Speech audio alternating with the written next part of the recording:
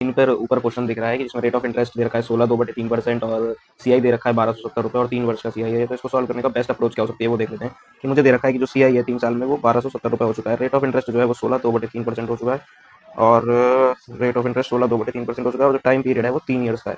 तो मैं इसको तो सॉल्व नहीं कर पाऊंगा, तो इसको अगर मैं फ्रैक्शन वैल्यू में बदलूंगा तो 1/6 आएगा, यानी 6 रुपये पे 1 रुपये का ब्याज, 6 रुपये पे 1 रुपये का ब्याज। अगर 3 साल का निकालना है यानी 6 रुपये पे 1 रुपये का ब्याज, यानी ये मेरा प्रिंसिपल हो जाएगा और ये मेरा अमाउंट हो जाएगा। ठीक है, अब 3 साल का ब्याज निकालना है, इसे मैंने क्यूब कर दिया, 216 343। यहाँ से मैं अगर डिफरेंस निकालूंगा तो 127 आएगा जो 1270 के बराबर है, क्योंकि प्रिंसिपल से अमाउंट का जो डिस्टेंस होगा वही सीआई कहलाएगा और सीआई मेरा 1270 है, यानी एक यूनिट की वैल्यू 10 के बराबर है, एक यूनिट की वैल्यू 10 के बराबर है।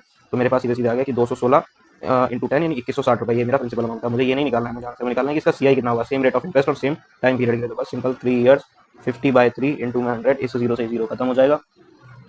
या फिर ऐसे काटो इसको, तुम ऐसे काटो, 3 से 3 खत्म, 50 से 2 बार में, 2 2 2 2 16 जीरो, 1080 रुपये तुम्हारा एस आई हो जाएगा, सेम रेट ऑफ इंटरेस्ट पे और सेम टाइम पे सेम प्रिंसिपल अमाउंट है। ठीक है, तो ये बेस्ट अप्रोच हो सकती है मेरे अकॉर्डिंग। इसको तो मैंने तुम्हें समझाया, इसलिए टाइम लगा, बाकी तुम करोगे तो फटाफट हो जाएगा।